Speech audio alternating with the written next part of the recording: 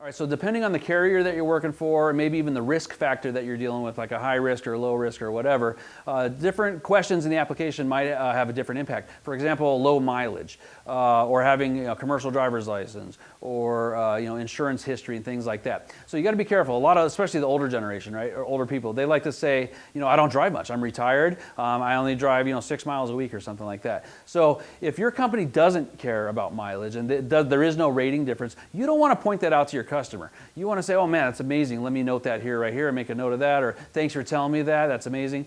Something like that. You don't want to make it sound like, oh wow, we're not the company that cares about low mileage, because the customer is going to feel like they got the wrong place. So if someone insists on telling you that I have a clean record for the last 50 years, you don't want to tell them, well, sir, we only go back 3 years. Okay, you're not going to build any points there, and the customer is going to feel like you don't care that they've been clean for 50 years. So even if your company doesn't go back that long, and you talk to them and they say, I've been clean for 50 years, you want to let them know, man, that is really amazing. Let me make a note of that, and then continue on with the call. But you don't want to act like it didn't happen or not acknowledge that, because then you're rude, for one thing. But secondly, you want them to feel like that matters here. Oh, you haven't had an accident for 50 years. You're a really good driver. That's amazing. I'm so happy for you. Let them know that you acknowledge that, and then that does impact them.